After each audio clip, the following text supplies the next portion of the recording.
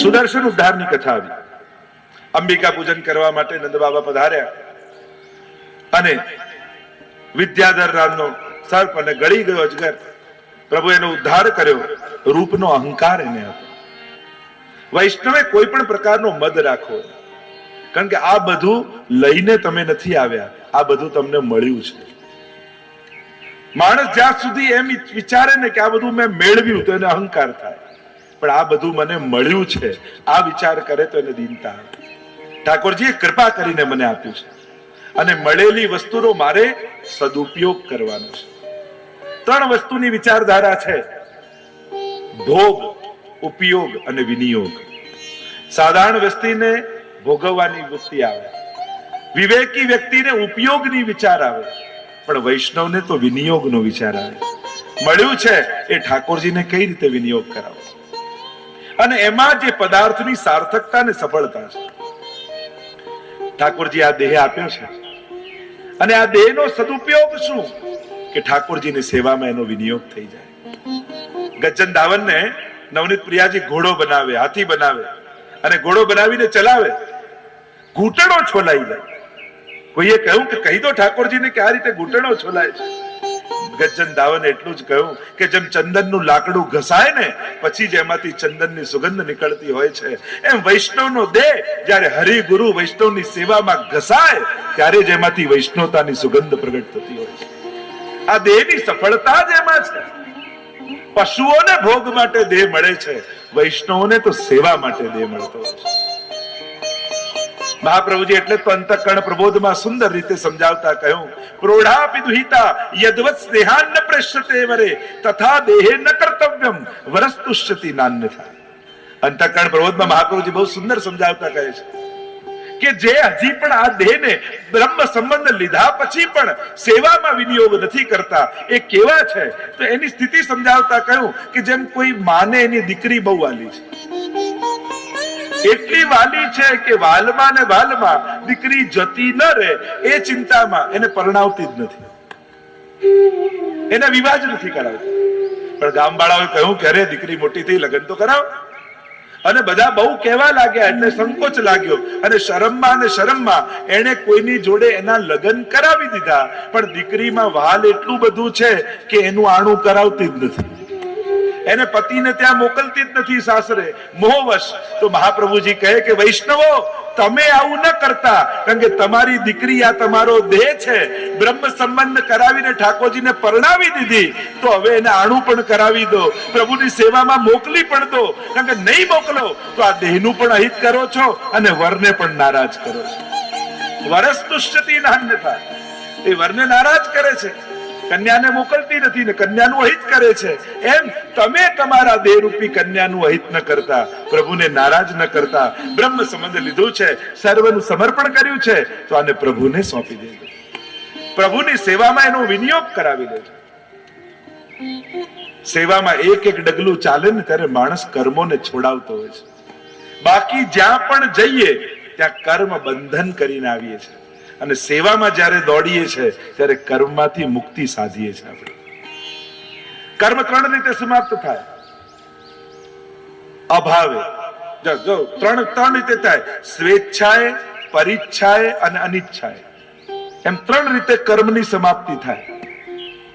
કોઈ વ્યક્તિ જતો હતો ને ઝાડ પડ્યું ને વાગ્યું, હવે કોઈની ઈચ્છા નહોતી પણ એને ભોગ લખેલા હતા તો આવું થયું, અનિચ્છા. બીજું પરિચ્છાએ, કોઈ આવીને તમને દુઃખ આપે, હવે તમારા જ કર્મો હતા પણ ભગવાન કોઈને નિમિત્ત બનાવે, આ પરીચ્છા, બીજાની ઈચ્છાથી કર્મો સમાપ્ત થયા. અને બીજું સ્વેચ્છા, હવે આપણા એવા કર્મો હતા કે ઘરવાર રહેવા માટે ઘરે ન રહે, જમવા માટે 2 ટંક બરાબર ભોજન ન મળે, સુવા માટે ખાટલો ન મળે, પગમાં ચપ્પલે ન હોય, એવી સ્થિતિ આપણી આવી જવાની હતી. અને વૈષ્ણવે શું કર્યું? લીલી પરિક્રમામાં પોતાનું નામ નોંધાવી દીધું. રહેવાનું ઘરે નહીં, પાલમાં રહેવાનું, 2 ટંક ભોજનની બરાબર વ્યવસ્થા ના હોય, પાટમાં સુવાનું, પગમાં ચપ્પલે નહીં, અને વ્રજયાત્રાનો આનંદે આવી ગયો અને કર્મોય ભોગવાઈ ગયા. આ સ્વેચ્છાએ કર્મ ભોગ.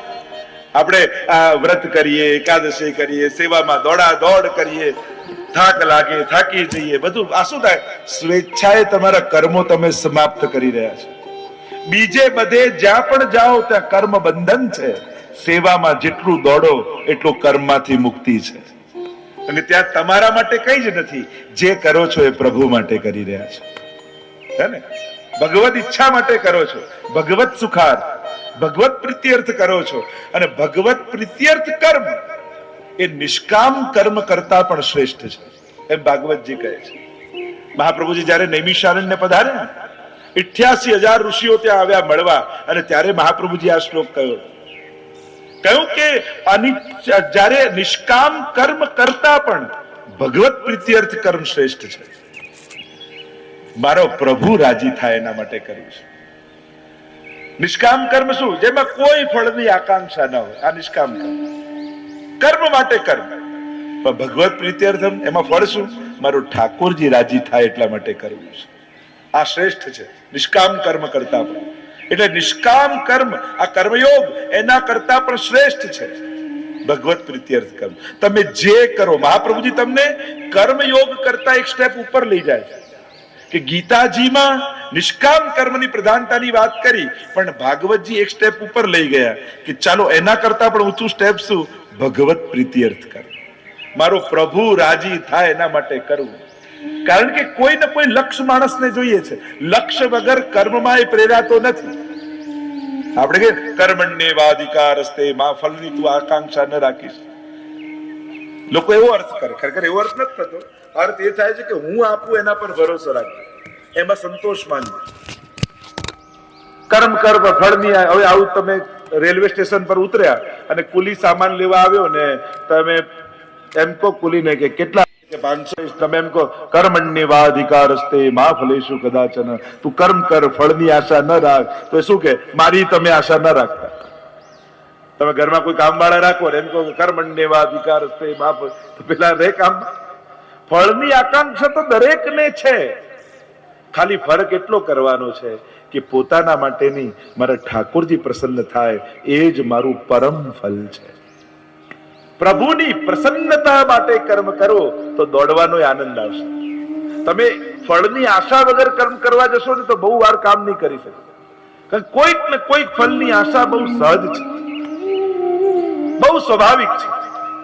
મહાપ્રભુજી કહે મારો ઠાકોરજી રાજી થાય એવું વિચાર કરીને તું દોડ. જો તને દોડવાનો કેવો આનંદ આવે છે, જો તને કાર્ય કરવાનો કેવા, મારા પ્રભુ માટે કામમાં જઉં છું, મારા પ્રભુ માટે દુકાન ખોલું છું, મારા પ્રભુ માટે જોબ કરું છું, મારા પ્રભુ માટે કમાવું છું. કઈ ખૂબ કમાવું તો મારા ઠાકોરજીને ખૂબ લાલ લડાવ. અને કોઈના માટે નથી કમાતું, એમને એમ કામ કરવા જવું તો પછી દુકાન ખોલવાની ઈચ્છા થાય. ક્યાંક કોઈક સામે ઊભું હોય તો કામ કરવાની ઈચ્છા થાય. એટલે પ્રભુને સામે રાખો, મારો પ્રભુ રાજી થશે તો જીવનમાં તમારે કાર્ય કરવાનો એક ઉત્સાહ જીવનમાં જાગશે. આમ કોઈ પ્રકારનો મદ જીવે નહીં રાખો, અહંકાર નહીં રાખો.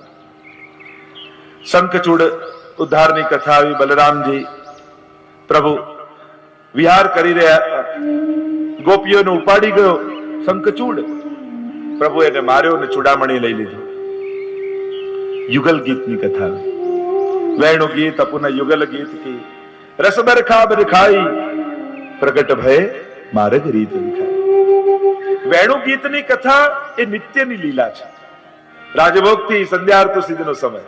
અને યુગલ ગીતની કથા એ વર્ષોત્સવની લીલા છે, 12 માસની લીલા. એટલે 26 શ્લોક, એટલે કે 13 યુગલ છે યુગલ ગીતમાં. કારણ 12 મહિનાની લીલા, તો 12 મહિના હોય તો 24 શ્લોક થવા જોઈએ. 26 કેમ? તો કે અધિક માસની લીલાનું વર્ણન કરી દીધું છે. 2 શ્લોક યુગલ છે, કારણ કે સુદ પક્ષ અને કૃષ્ણ પક્ષ, એક મહિનામાં 2 પક્ષ હોય એટલે 2 શ્લોક. ઠાકોરજી કાલ કરતા અધિક છે, કાલાધિકો કૃષ્ણ એટલે 13 યુગલ. મહાપ્રભુજી યુગલ ગીતના સુબોધનીમાં સમજાવે છે 3 પ્રકારની સુધા ઠાકોરજી વેણુનાથમાં વહાવે છે. દેવ ભોગ્યા, ભગવદ ભોગ્યા અને સર્વા ભોગ્યા. 5 પ્રકારે પ્રભુ વેણુનાથ કરે છે. જમણી બાજુ જોઈ, ડાબી બાજુ જોઈ, ઉપર જોઈ, નીચે જોઈ અને સામે જોઈ. અને પ્રભુની વેણુનાથ કરતી સમયે જે તરફ દ્રષ્ટિ, એ તરફ ખબર પડે કે કોના માટે વેણુ વગાડે છે. વામ તરફ હોય તો ગોપીઓ માટે, જમણી તરફ હોય તો સખાઓ માટે, નીચે હોય તો અચેતન સૃષ્ટિ માટે, ઉપર હોય તો દિવાંગનાઓ માટે. જે તરફ દ્રષ્ટિ એ તરફ કોના માટે કૃપા કરી રહ્યા છે પ્રભુ, એ ખ્યાલ આવે. આવ યુગલ ગીતની કથા. કારણ કે વેણુ ગીત સમયે ગોપીઓને રાસનો અનુભવ નથી થયો, અને યુગલ ગીત સમયે તો ગોપીઓને રાસનો અનુભવ થઈ ચુક્યો છે. અને હવે સંયોગ વિપ્રયોગ સંયોગ, આમ ભગવત સ્વરૂપ દ્વિદલાત્મક છે. મહાપ્રભુ સમજાવે ભગવત સ્વરૂપ શ્રૃંગાર રસરૂપ છે, અને શ્રૃંગાર રસ દ્વિદલાત્મક, સંયોગાત્મક અને વિપ્રયોગાત્મક. આ બંને રીતે પ્રભુનો અનુભવ થાય ત્યારે સંપૂર્ણ સ્વરૂપનો અનુભવ થયો કહેવાય.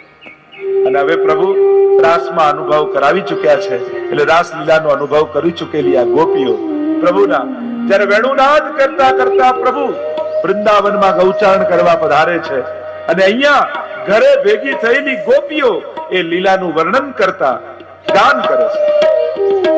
વામ બાહુ કૃત વામ કપોલો વલ્ગીત ધ્રો અધરાર્પિત કોમલા ગુલિભી આશ્રિત માર્ગ ભોગ્ય ઇરયતિ યત્ર મુકુંદ અતિરે આનંદ ભર્યા આવો મારે અંગે શ્યામ સુંદર વર બેઠા છો સંગે મુખડું જોયા વિના પાણી ન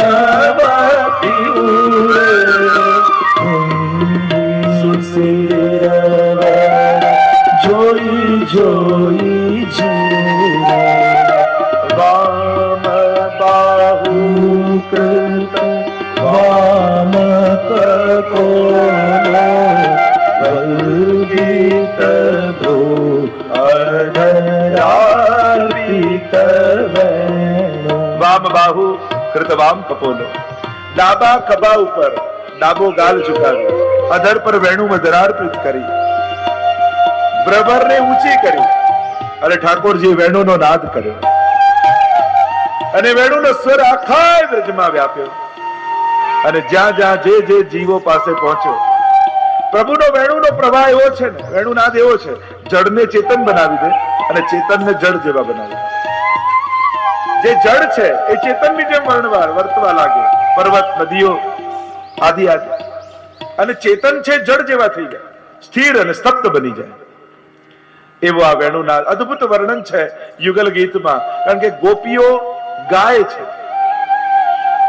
અને ગાય, કારણ કે વેણુનાદનો સ્વર જ્યારે કર્ણમાં ભગવદ રસ આવ્યો અને કર્ણ દ્વારા હૃદયમાં ગયો, હૃદયમાંથી મુખમાં આવ્યો, મુખમાંથી ફરી કર્ણ દ્વારા હૃદયમાં આવ્યો, ત્યારે ભગવદ રસ સ્થિર થયો. આ ભગવદ રસ સ્થિરતાની પ્રક્રિયા મહાપ્રભુજી બતાવે. અલૌકિક વર્ણન આચાર્યોએ કર્યા છે. જ્યારે મહાપ્રભુજી બદ્રિકાશ્રમ વ્યાસ ગુફામાં પધાર્યા, અને વ્યાસજી બહાર પધાર્યા મહાપ્રભુજીને પધરાવવા માટે, અને ત્યારે યુગલ ગીતના આ 1.5 શ્લોક ઉપર 3 દિવસ સુધી મહાપ્રભુજીની ચર્ચા વ્યાસજી સાથે થઈ. અને કૃષ્ણદાસ મેઘન શીલા પકડીને ઉભા છે, એવી આપણે ત્યાં પ્રસંગ આવે છે. એવો અલૌકિક રસ યુગલ ગીતમાં વર્ણિત કર્યો છે. 12 માસની લીલા છે. આપણે ત્યાં વર્ષોત્સવ આદિનો સેવાનો ક્રમ હોય છે.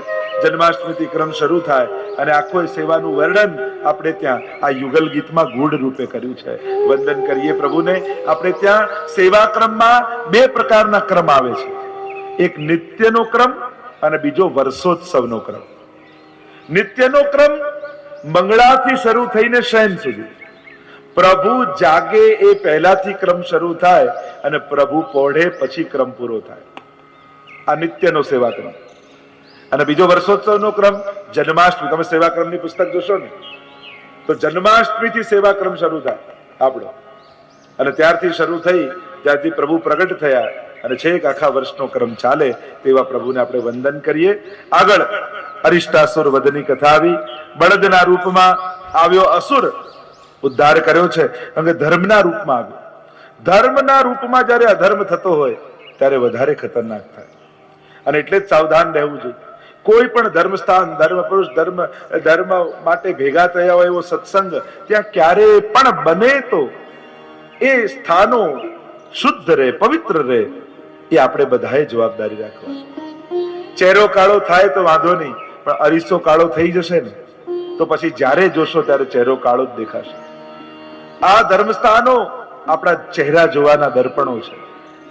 અને એ સ્થાનોમાં અલૌકિકતા બની રહે, ત્યાં ક્યારે પણ કોઈ પ્રકારની લૌકિકતા ન ફેલાય, એની સાવધાની આપણે બધાએ રાખવાની. નારદજી કંસ પાસે આવ્યા અને કહેવા લાગ્યા, અરે તારો કાળ એ બીજો કોઈ નહીં, નંદ બાબાનો બાળક છે. કંસને આવ્યો ક્રોધ, હમણાં મારી નાખ. નારદજી કહે, આટલા કામમાં ઉતાવળ ન કરાય. રોગે દર્પે ચ માને ચ દ્રોહે પાપે ચ કર્મણી અપ્રિય ચૈવ કર્તવ્ય ચિરકારી પ્રશસ્યતે. આટલા કામમાં શાંતિ રાખનારો હોશિયાર કહેવાય. રોગે, રોગ થયો અને ડોક્ટર એમ કે 3 વાર દિવસમાં 2 ગોળી લેજો, અને તમને એમ થાય કે આ 3 વાર ટુકડે ટુકડે ક્યાં લેવું, એક સાથે જ બધી ખાઈ જવું તો કાયમની શાંતિ થઈ જાય. રોગે દર્પે, અહંકાર મનમાં જાગ્યો હોય ને ત્યારે કોઈ ઉતાવળે નિર્ણય નહીં લેવો, જ્યારે મનમાં અહંકાર હોય. રોગે દર્પે ચ માને ચ દ્રોહે પાપે ચ કર્મણી, મનમાં દ્રોહ, ક્રોધ આવ્યો હોય, ગુસ્સામાં કોઈ નિર્ણય નહીં લેવો. માણસની તકલીફ એ ને, એના નીચે 100 માણસનો સ્ટાફ હોય, એ 100 જણાને કંટ્રોલ કરતો હોય, પણ એ માલિકને પોતાના ઉપર કંટ્રોલ ના હોય. પાછા કે આપણને કોઈ છંછેડે નહીં તો ગુસ્સો નહીં, કોઈ છંછેડે ત્યારે શાંત રહીએ ત્યારે શાંત કહેવાય. અને ક્રોધ કરવાનો અધિકાર સમર્પણ કર્યા પછી આપણને રહે છે ખરો? બધું જયારે ઠાકોરજીને ધરી દીધું, આપણી અહમતા, મમતા, આપણા ગુણ, આપણું સામર્થ્ય, આપણી સંપત્તિ, બધું પ્રભુને ધરી દીધું, પછી મદ કઈ વાતનો કરવો. અને ક્રોધ પણ આટલું તો નક્કી કરો, ક્રોધ જે વ્યક્તિ પર આવ્યો હોય એ વ્યક્તિ સિવાય બીજા ઉપર નહીં કરો, એટલો નિયમ લેશો. ચલો ક્રોધ છોડતા નથી છૂટતો. આ સ્વભાવ એને જ કહેવાય ને. શોખ અને સ્વભાવમાં ફરક શું? શોખ કોને કહેવાય કે જે જ્યારે કરવાની ઈચ્છા થાય ત્યારે કરીએ, ન કરવાની ઈચ્છા હોય ત્યારે ન કરીએ, એને શોખ કહેવાય. અને સ્વભાવ કોને કહેવાય? ન કરવાનું નક્કી કર્યું હોય છતાંય જે થાય એનું નામ સ્વભાવ. કોઈ એમ કથા સાંભળી નક્કી કરે હવે ક્રોધ નથી કરવો, એટલામાં કોઈ એનો મિત્ર મળ્યો કે ક્રોધ છોડી દીધો, ક્યાં છોડી દીધો? સાચે છોડી દીધો? ખરેખર? હા ભાઈ છોડી દીધો, કીધું ને એકવાર. આનું નામ સ્વભાવ. નક્કી કર્યું હોય કે નથી કરવું છતાંય જે થાય. તો ચલો ક્રોધ છૂટતો નથી તો આટલું નક્કી કરો, જે વ્યક્તિ પર ગુસ્સો આવ્યો એના સિવાય બીજા ઉપર ગુસ્સો નહીં કાઢો. ચલો નક્કી કરો. એની બાઉન્ડ્રી બાંધી દઈએ આપણે ક્રોધની. તકલીફ શું થાય? ગુસ્સો આવ્યો હોય દુકાને, કાઢે ઘરે આવી. અરે જેને અપાયો એના પર કાઢ. કારણ કે ક્રોધની કમજોરી શું છે? હંમેશા કમજોર ઉપર જ એ કરી શકાય છે. ક્રોધ જોજો, તમારાથી કોઈ સમર્થ હોય એના પર તમે નહીં કરી શકો. ક્રોધ છે ને હંમેશા પોતાનાથી કમજોર વ્યક્તિને શોધે કે મારો ક્રોધ ક્યાં નીકળે એવો છે, એટલે આપણાથી કમજોર નીકળે એના પર કાઢીએ. બીજી વાત, જે રૂમમાં, જે ઓરડામાં ને જે જગ્યામાં ગુસ્સો આવ્યો એ ગુસ્સાને બીજા રૂમમાં નહીં લઈ જાઓ, એટલું નક્કી કરશો. ડ્રોઈંગ રૂમમાં ગુસ્સો આવ્યો છે તો રસોડા ને બેડરૂમ સુધી નહીં જાય, એટલું નક્કી ખરું? ચલો ક્રોધ કરવાની છૂટ, પણ એની બાઉન્ડ્રી તો નક્કી કરી. ગુસ્સો આવ્યો છે ડ્રોઈંગ રૂમમાં, નીકળે ક્યાં? રસોડામાં. મારે નથી જમવું, પણ રસોડાએ શું બગાડ્યું છે?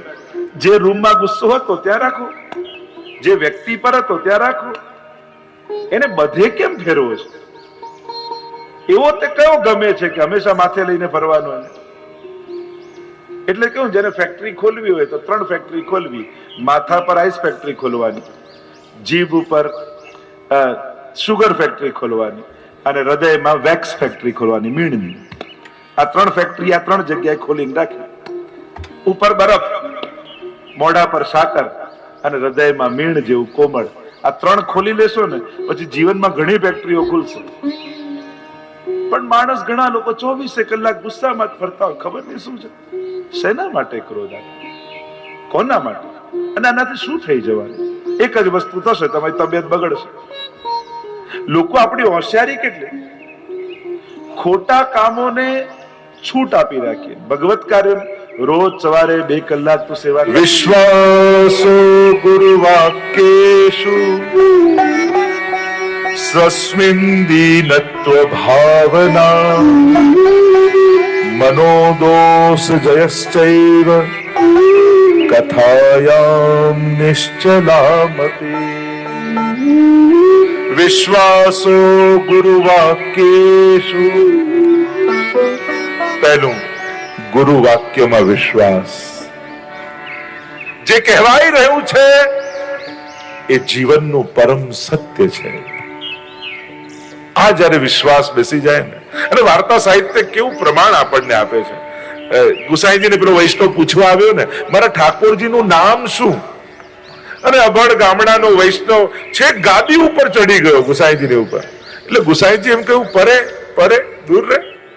અને એને થયું કે ગુરુદેવે મારા ઠાકોરજીનું નામ આપી દીધું, અને મારા ઠાકોરજીનું નામ છે પરે. હવે પરે નો અર્થ થાય દૂર જા, પણ ગુરુ વાક્યમાં એટલો વિશ્વાસ એને કે હવે તો રોજ પાતળ કરે, કુવાની પાળ પર બેસે, અને એક પાતળ ઠાકોરજીની, બીજી પોતાની, અને કહે પરે તું પહેલા આવ, ભોગ લગાવ, પછી હું પ્રસાદ લઈશ, નહીં તો અન્નનો એક કોળિયો પણ મોઢામાં નહીં નાખું. અને ઇતિહાસ એમ કહે છે કે પરે નામથી ઠાકોરજી આવીને રોજ પ્રસાદ લેવા લાગે, સામગ્રી ગ્રહણ કરવા લાગે. કારણ ગુરુ વાક્યમાં વિશ્વાસ. અને જે વિશ્વાસ રાખે છે એને સહજ સમાધાન જીવનમાં મળે છે. બાકી લોજિકો, તર્કો, કુતર્કોનો કોઈ અંત નથી. પ્રશ્નો જ કરવા છે તો એનો કોઈ અંત નથી. પણ જેને જીવનમાં કૃષ્ણ મળી જાય છે ને, એના સર્વ પ્રશ્નોના સમાધાન થઈ જાય છે. એક બાળક, પિતા કામ કરતા હતા અને બહુ જરૂરી કોમ્પ્યુટરમાં વર્ક ફ્રોમ હોમ હતું ને, એટલા બિઝી, અને એનો નાનકડો દીકરો આવીને વારે ઘડી પપ્પા મારી જોડે રમવાઓ ને અને ડિસ્ટર્બ કર્યા કરે. પપ્પાને એમ થયું કે આને કશાકમાં બિઝી કરી દઉં એટલે મને હેરાન ન કરે, કામ કરવા દે. એટલે એમણે એક પઝલ ગેમ હતી, આખું વર્લ્ડ મેપ હતું, અને એને કહ્યું વિખેરીને એને કહ્યું કે તું આ મેપ સોલ્વ કર, પઝલ સોલ્વ કર, અને સોલ્વ કર ત્યાં સુધી હું મારું કામ કરું છું, તું આ કર એટલે હું આવું. એટલે એના પિતાને એમ થયું કે આ તો 2-3 કલાક લાગશે આને સોલ્વ કરતા. આખું વર્લ્ડ મેપ આટલા નાનકડા બાળકને ક્યાંથી આવડે? અને 10 મિનિટ થઈને એને આવ્યો, પપ્પા સોલ્વ થઈ ગયું. તું આટલી જલ્દી આ વર્લ્ડ મેપ ક્યાંથી એને સોલ્વ કર્યું? આખું આ દુનિયાનો નકશો ને એને જોડી ક્યાંથી લીધો? પૂછું કે અરે તે સોલ્વ ક્યાંથી કર્યું આટલી જલ્દી? કે પપ્પા હું રમવા જતો હતો તો એક પાસું ઊંધું પડ્યું, એમાં એક મોર પીછું હતું. મેં બધા પાસા ઊંધા કર્યા તો મોર પીછું હતું, વાછળી હતી, કૃષ્ણ હતા, અને આખા કૃષ્ણનું પાછળ પિક્ચર હતું. મેં એ કૃષ્ણને જોડ્યા ને તો આખી દુનિયા આપમેળે જોડાઈ ગઈ. જેને કૃષ્ણને સાધી લીધા એને દુનિયા આપમેળે સધાઈ જાય. કૃષ્ણ જ જીવનના સર્વ પ્રશ્નોનું સમાધાન છે. તો ભાગવતનું પહેલું ફળ, ભાગવત સાંભળ્યા પછી માણસ શ્રદ્ધાથી એવો ભરાઈ જાય છે કે એની આત્મા જ એને ઉત્તર આપવા લાગે છે. તો ઘણીવાર બીજાના આપેલા ઉત્તરો ઘણીવાર આપણને સમાધાન નથી આપતા, પણ આપણી આત્મા જ આપણને જવાબ આપવા લાગે ને ત્યારે સમાધાન મળવા લાગે છે, નિસંશયતા. બીજું, ભગવત પ્રેમ. ભાગવત સાંભળો તો ઠાકોરજીમાં પ્રેમની પ્રાપ્તિ થાય. વિસ્તાર નથી કરતો, ટૂંકમાં જાઉં. ત્રીજું કહું, ભગવત કૃપા. ઠાકોરજીની કૃપાનો અનુભવ થાય. અને કૃપા એટલે શું? આપણે બેઠા રહીને ટીવીની ચેનલો ફેરવ્યા કરી શોભા પર, અને ઠાકોરજી જઈને આપણું બધું કામ કરી આવે, એને કૃપા કહેવાય? આપણે તો કૃપા એને જ માનીએ કે આપણે બેઠા રહેવાનું ને એ દોડ્યા કરે.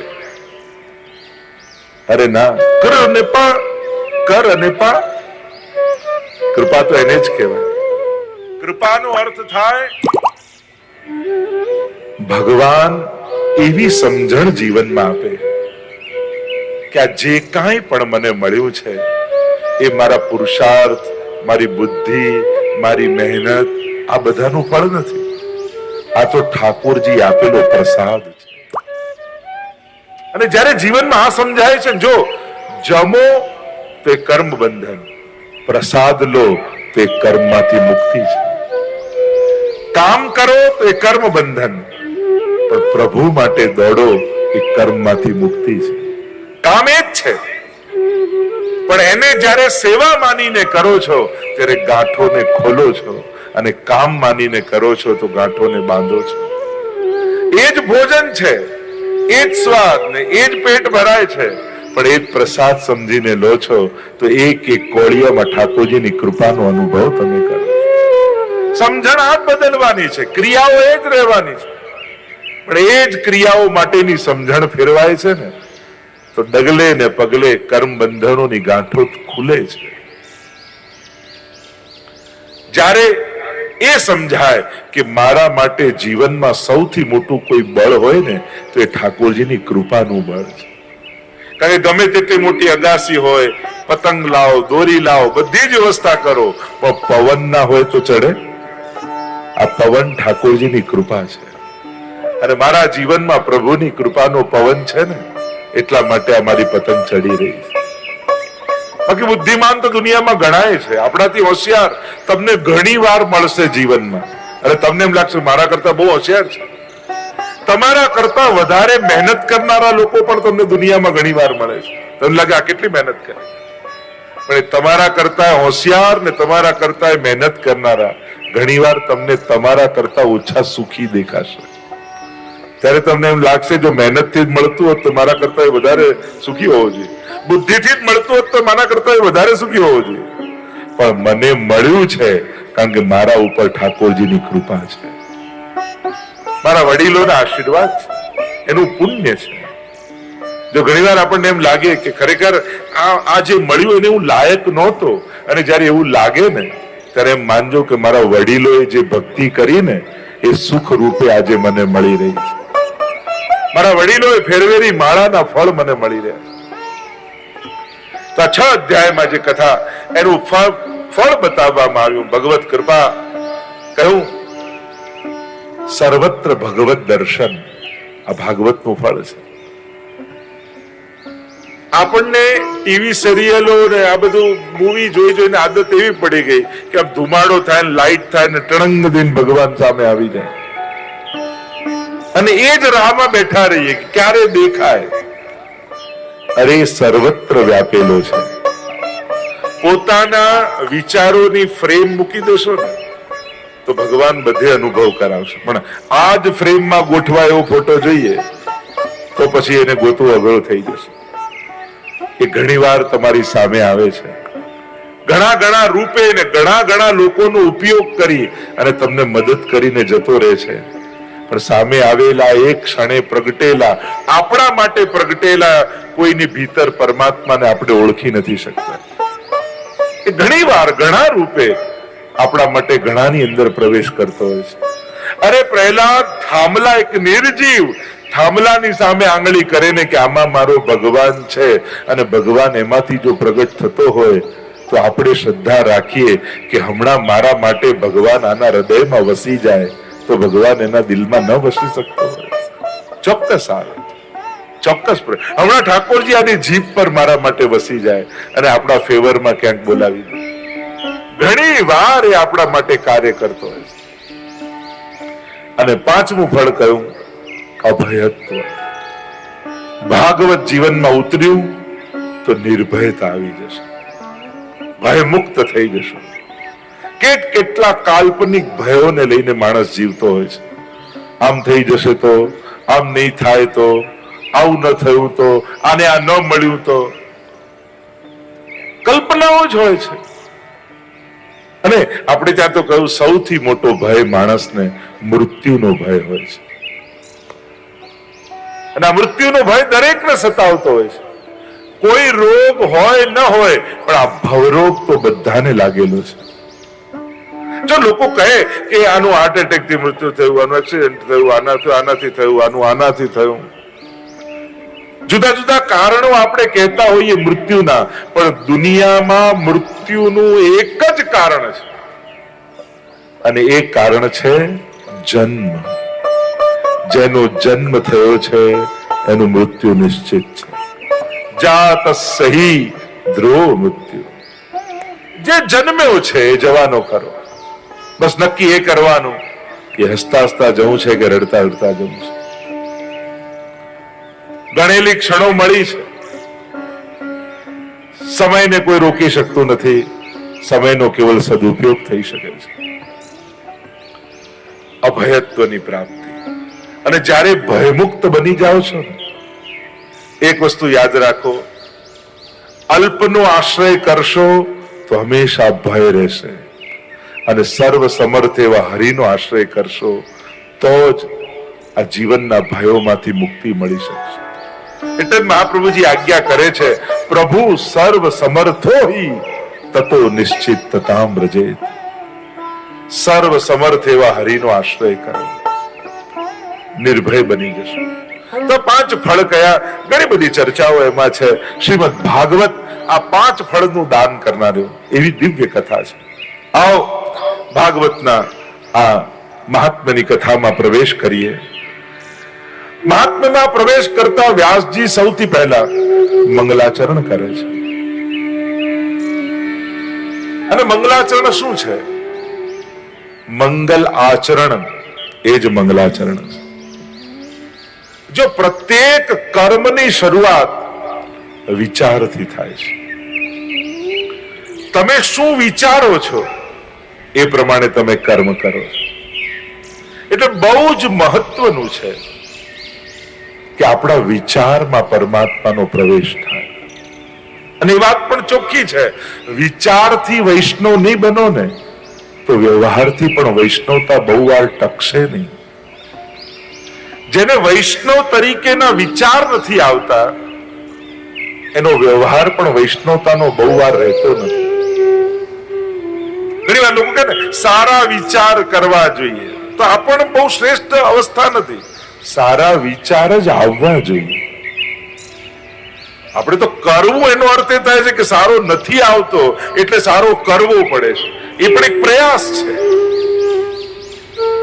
સારો વિચાર જ પેદા થવો જોઈએ. એટલા માટે મંગલાચરણ એટલે ભગવાનને યાદ કરીને કાર્યની શરૂઆત. કારણ કે મંગલનો નિધિ એ છે, મંગલ રૂપ નિધાન સાવરો મંગલ રૂપ નિધાન. મંગલનો એ નિધિ છે. મંગલમ ભગવાન વિષ્ણુ મંગલમ ગરુડધ્વજ. એ મંગલ રૂપ છે. મંગલ મંગલ વ્રજભૂમિ મંગલ મંગલ મિહ શ્રી નંદ યશોદા. આપણે ત્યાં મંગલ રૂપ પરમાત્માને માનવામાં આવ્યા છે. એટલા માટે તમારા દિવસની શરૂઆત પ્રભુને યાદ કરીને કરો. હું તો હંમેશા કથામાં કહું ને કે કમથી કમ 5 વાર, એમ તો મહાપ્રભુજીની તો આજ્ઞા છે અહર્નિશ ભગવત સ્મરણ કરો. તસ્માત સર્વાત્મના નિત્યમ શ્રી કૃષ્ણ શરણમ મમ વદત ભીરેવ સતતમ સ્થે નિત્યેમેવ. સતત ગાયના શિંગડા પર રાઈનો દાણો રહે એટલી વાર પણ જો ભગવદ નામ ચૂકીએ, ભૂલીએ તો કલયુગ આપણી અંદર પ્રવેશી જાય. ત્યાં સુધીની વાત છે.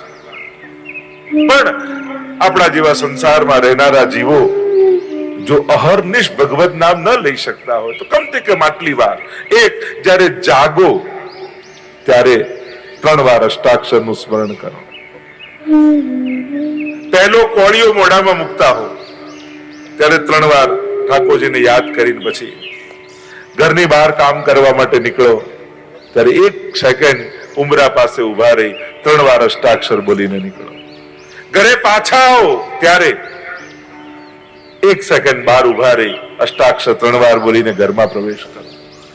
અને રાતના સૂતા જતા હો ત્યારે સૂતા પહેલા 3 વાર અષ્ટાક્ષર બોલીને સૂવો. કેટલું સરળ સહજ. આમાં તમે ઘણી વાર એક્સક્યુઝ, અમને સંસ્કૃત નથી આવડતું, અમને ગાતા નથી આવડતું, અમને કઈ બહુ બધું વાંચતા નથી, અમને ખબર નથી. આમાં કઈ જરૂર ખરી? પણ આનું પરિણામ શું આવશે? જો ઘણીવાર જે ઘણી ક્રિયાઓ આપણને બહુ નાની લાગતી હોય છે, પણ એ દેખાતી નાની ક્રિયાઓના પણ પરિણામ ઘણીવાર બહુ મોટા હોતા હોય છે. એક નાનકડી ક્રિયા પણ ખાલી એટલું નક્કી કરો કે પહેલો કોળિયો જે મૂકીશ ને મોઢામાં ઠાકોરજીને યાદ કરીને મૂકીશ. પહેલી વાર આંખ ખુલે એટલે પહેલા દર્શન ઠાકોરજીના, પહેલું કંઈક બોલીશ દિવસમાં ત્યારે પહેલી વાર જય શ્રી કૃષ્ણ બોલીશ કોઈની સામે. નાની નાની ઘટનાઓ છે. અને યુવાનો બેઠા હોય તો એમને કહીશ, તમારા જીવનમાં આ રીતે પ્રભુને તમારા જીવન સાથે જોડી લો. ભક્તિને કોઈ ઇવેન્ટ ન બનાવો કે અઠવાડિયામાં એક વાર 2 કલાક આ કરવાનું કે દિવસમાં 1 કલાક તો આ કરવાનું. અને આપણી બી હોશિયારી એટલી છે ને, સારા સારા કામોને ટાઈમ ફ્રેમમાં બાંધી રાખી. કલાક તો પાઠ કરવાના જ અમારે દિવસમાં, કલાક તો અમારે સેવા કરવાની જ. અને ક્રોધ એ તો 24 કલાક કરવાની છૂટ. એમાં લોભ એ તો ગમે ત્યારે કરાય, ઈર્ષા એ તો ગમે ત્યારે કરાય. એટલે દુર્ગુણોને 24 કલાકની છૂટ અને સદગુણો બધા ટાઈમ ફ્રેમ. આવો 8 થી 9 નો ટાઈમ, માળા 9 વાગી ગયા હવે પાઠની પુસ્તક બંધ. આપણા હંમેશા સારા સારા કાર્યોને એવા સમયમાં બાંધી રાખીએ છીએ અને પાપ માટે કોઈ બંધન રાખતા નથી. પાપ માટે કોઈ બંધન. યાર મંદિરમાં ઠાકોરજીની સામે ઉભા હોય તોય બૂમાબૂમ માણસ શરૂ કરી દે. એ ન જોવે કે હમણાં તો પ્રભુ સન્મુખ છે. એટલે માણસને પાપ કરવામાં ક્યારે પણ સમય સ્થાનનો વિચાર પણ નથી આવતો. અને પુણ્ય કરવામાં, અરે હમણાં કારમાં આ કરાય, બસમાં બેઠા હોય તો આ કરાય, અરે અમે તો ચપ્પલ પહેર્યા હોય છે શું કરીએ. ભગવત નામ છૂટે એના માટેના કેટલા પ્રશ્નો આપણી અંદર જાગતા હોય છે. અને ભગવત નામ લઉં એના બહાનાઓ બહુ ઓછા ગોતીએ છીએ. 5 મિનિટ રહેતી હોય, બચતી હોય તો 5 મિનિટ આટલું પાઠ કરીએ તો ચાલે ને, આવું ક્યારે પૂછીએ. કરવા માટેના પ્રશ્નો બહુ ઓછા હોય છે, છોડવા માટેના પ્રશ્નો બહુ વધારે હોય છે. સૂતક લાગે તો, આમ અડચણ આવે તો, પેલું આમ થાય તો, આમ આવે તો, કેમ સેવા છૂટે એના કેટલા પ્રશ્નો પૂછીએ છીએ. એમ કરવાના બહાનાઓ ઓછા ગોતીએ છીએ. પ્રભુ સાથે જોડાઓ, તમારા જીવનને પરોવો પ્રભુ સાથે. આ નાની નાની ક્રિયાઓથી, અને આ નાની નાની ક્રિયાઓ બહુ મોટું પરિણામ તમારા જીવનમાં લાવશે. માળા કરતા 5 મિનિટ લાગે, પણ એમ વિચારું આ 5 મિનિટ ભગવત નામ લઉં છું ને તો 24 કલાક ઠાકોરજી મારી રક્ષા કરે છે. યમનાષ્ટક કરતા મને 5 મિનિટ લાગે છે, પણ એક યમનાષ્ટક કરું છું ને તો 24 કલાક યમનાજી મારી રક્ષા કરે છે. આવો ભાવ રાખીને એક યમનાષ્ટક કરશો ને તમને એમ લાગશે યમનાજી 24 કલાક મારી જોડે છે. એક માળા કરશો ને તમને એવો ભાવ આવશે કે ઠાકોરજી 24 કલાક મારી જોડે છે. તો મંગલાચરણ દ્વારા શરૂઆત થઈ. વ્યાસજી મંગલાચરણ કરતા બોલ્યા, સચ્ચિદાનંદ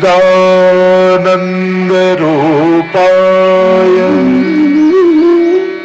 વિશ્વોત્પત્યાદિ હેતવે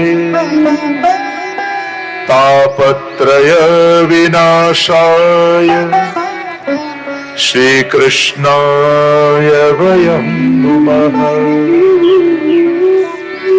સચ્ચિદાનંદ રૂપાય. વ્યાસજીએ મંગલાચરણ કર્યું. મંગલ આચરણ, મંગલ ઉચ્ચારણ, મંગલ વિચાર, આ બધા મંગલાચરણ છે. આપણા શાસ્ત્રોનો એક વિવેક એવો છે કે કોઈ પણ શાસ્ત્ર શરૂ કરે તો એના રચયિતા સૌથી પહેલા ઠાકોરજીને યાદ કરે છે, જેથી જે કાર્ય કરવા જઈએ છે એમાં કોઈ વિઘ્ન ના આવે. જીવનમાં પણ જો પ્રભુને યાદ કરીને દિવસની શરૂઆત કરશો ને તમારો આખો દિવસ નિર્વિઘ્ન પસાર થશે. એટલે હું તો કહું, જયારે મંગળાના દર્શન કરવા જઈએ ને તો મંગળાના દર્શન એ આશીર્વાદ માંગવાનો સમય છે. સવારે સવારે ઉઠીને જયારે તમે મંગળાના દર્શન કરવા જાઓ ને ત્યારે ઠાકોરજી આગળ 2 હાથ જોડીને ઉભા રહીને, ઘણા લોકો કે ઠાકોરજી આગળ ઉભા હોય તો શું કહેવું પ્રભુને, એટલું કહેજો, આજે આખો દિવસ તું રાજી થાય એવા કામ મારાથી થાય, તું પ્રસન્ન થાય એવો આખો દિવસ મારો જાય.